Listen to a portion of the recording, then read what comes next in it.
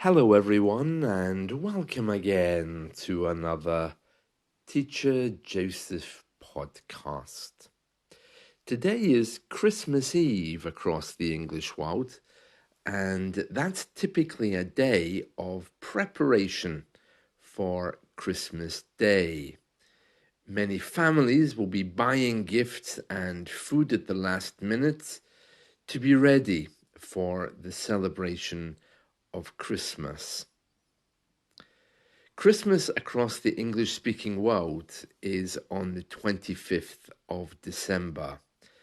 And I know that is in contrast to other countries who celebrate it on the evening of the 24th. Now, that's because in the old days, many people believed, and still believe, that the day begins at sunset, not at the first light of dawn. And therefore, the 24th in the evening to the sunset of the 25th, for them would be Christmas Day. And they start exchanging gifts, etc. It's not like that in the UK. Christmas Day begins at the first light, and children, of course, will be expecting Santa Claus to deliver his gifts during the night of the 24th to the 25th. So the 25th is a day when there's a big dinner and families usually get together. Across the UK, there are, of course, some people who don't celebrate Christmas, but there's also at least one community who won't be celebrating Christmas at this time. There's a tiny little island in the north of the UK called Fulla. Fulla. It's pronounced Faula or Fulla, Foula, and they celebrate Christmas 12 days later than anybody else. You can easily find details about them online. They've never embraced the Gregorian calendar, so their dates are different. It's difficult to imagine, isn't it? Because we have this thing in our minds that all across the world, or at least the Western world, the dates are fixed. But it's not like that at all. In fact, around the UK, you might be surprised at some of the different traditions that we have in different areas. Well, today, I really wanted to spend a moment talking with you about mental health, because one thing is for sure, Christmas time for many people is a time of great stress, depression, sometimes anger, and I don't think that can be overlooked. I can tell you that as a middle-aged man, my parents have been dead now for many years, I still feel a little bit of pressure at this time of year because, of course, there's still large family events which I'm not part of. Of course, I have my own family, I'm married, but still, I often compare my Christmas of today to my Christmas of the past, and that causes me a little bit of sadness. And then, of course, there's those of you who'll be sitting around the table, perhaps with people that you don't like, or people that you would prefer not to be around. There's all kinds of wounds from days gone by or things from childhood. And of course, when my parents were alive, I went through that as well. So Christmas is rather loaded with all kinds of emotions. And it's really unhelpful when the shops, the government, and the media have this big expectation that we will all be happy. And they really push forward this agenda that we have to be with someone. There's also a lot of single people out there, and they're kind of like told, well, you know, it's not okay to be single. You should be with someone. It's Christmas. And there's all these hidden messages are floating around, and it causes a great deal of stress. So I would advise you, if you are feeling in any way stressed, don't forget just to go out and take a little walk. To be stuck inside for 2 or 3 days, even with close family members that you're usually around anyway, but not usually all the time, it's really important just to take a break, to take some exercise, go for a walk, and I would say be very careful about your alcohol intake. This is also a time which is very triggering for people who suffer from addictions or any kinds of problems in life. Really, it is very important just to reframe the day and to get out, take a little walk, and just clear your mind. Of course, there's people as well who don't drink for many different reasons, and they'll be getting kind of forced. Oh, but it's Christmas once a year. Surely you can drink with the family. Surely you can just take a little sip of wine. Here, that kind of behavior is rampant. So if you do find yourself in that situation, it's okay just to say no, thank you. And if people don't respect that, well, that's their problem. So yeah, it's a time really just to make sure you manage to get back some of your time. So if you, for example, are feeling the pressure, make sure you manage to get for a little walk. It doesn't matter if it's at 9 a.m., 2 p.m., or 10 p.m., it's okay just to go and walk off some of that heavy food. I know I'll be doing that during the Christmas period just to take a little bit of exercise. And yeah, it's very stressful. And another thing to remember is that you're really not alone.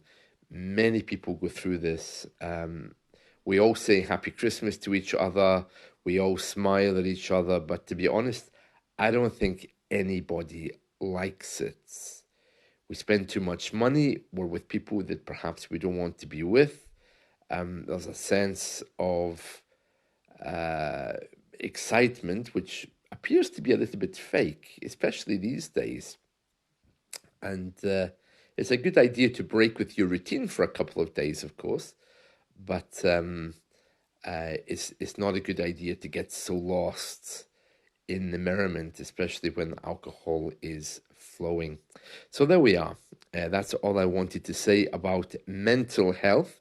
I just want to give you some ideas now about uh, how to describe mental health, okay? And also the things that you can do to protect your own mental health. Right, so the first one we can consider is stressful because the demands of holiday preparations, shopping, and social events can be quite overwhelming. Uh, Lonely for those who are away from family or who have loved ones that maybe they've lost. That's another way of saying that they're dead. Christmas can be a time of great loneliness. And also for those who are perhaps single, haven't been invited to anyone's house for dinner, it can be very difficult. And I know over the years it's Christmas time, it brings up all kinds of feelings, or at least it has done for me.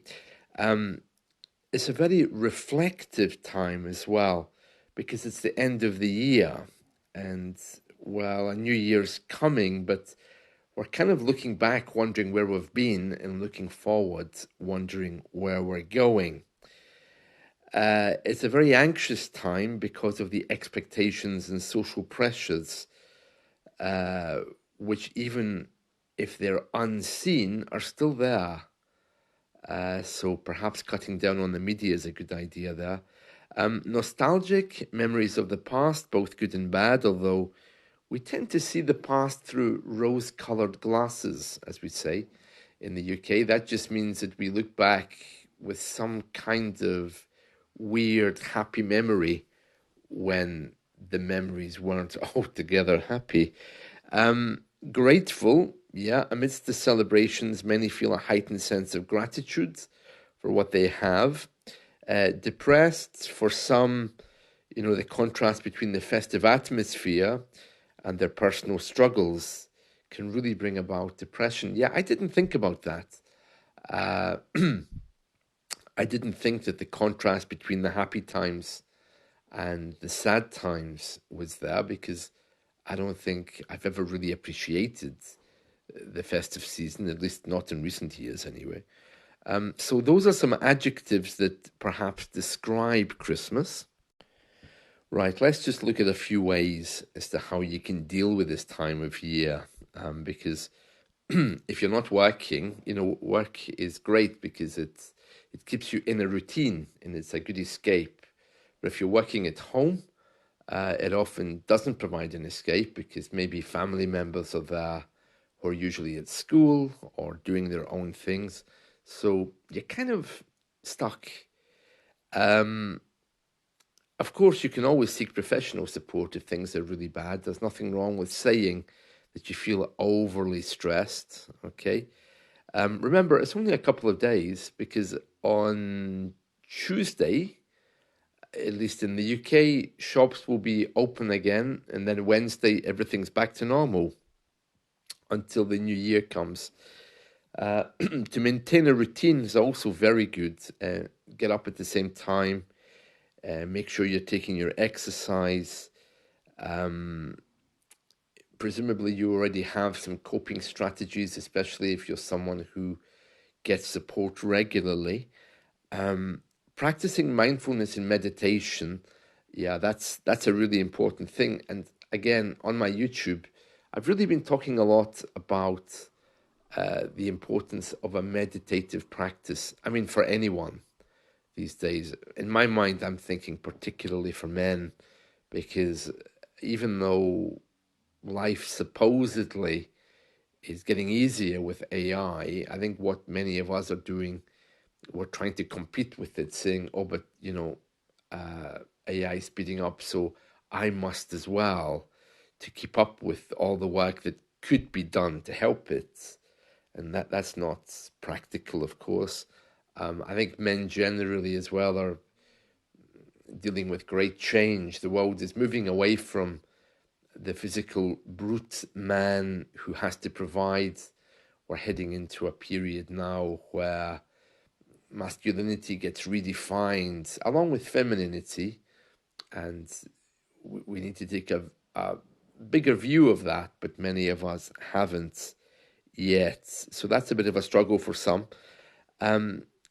Connecting with others, now that's really important as well. And again, it's a problem I have. I don't really get the chance to connect with so many people outside anymore.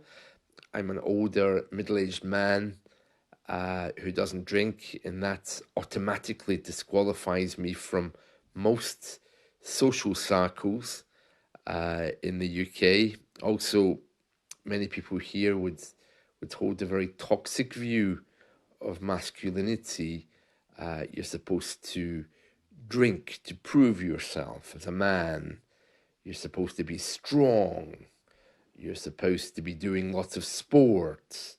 And if you don't do that, you're kind of excluded. But all of these things need to be redefined. Healthy eating, yeah, make sure you don't take too much sugar.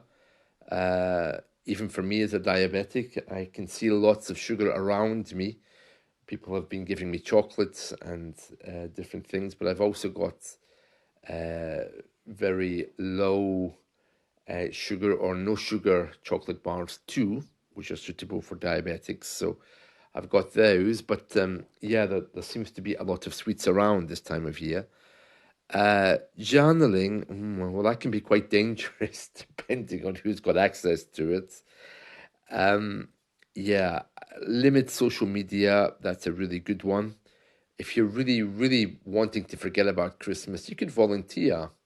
go and work at the local homeless shelter, drive around and give people on the street sandwiches, uh, something like that, and seek some nature. So, as I was saying earlier, just make an excuse, get out the house.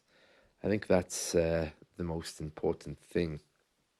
So, yeah, if you are struggling at all this Christmas, just remember you're not alone. You are amongst many, many people who feel exactly the same way.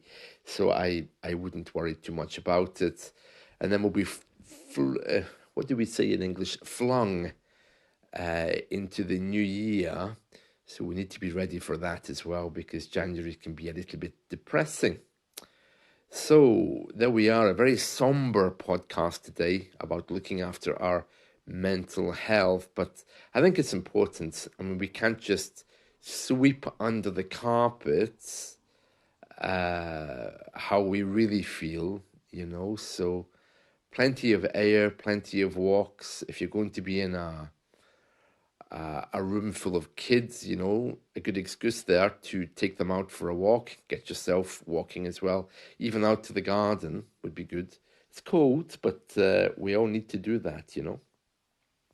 And that's it from me. So I hope you enjoy your Christmas Eve, whatever you're doing. And many of you will be opening your presents tonight on the 24th. So enjoy yourselves. And I'll catch up with you all again soon. See you. Bye.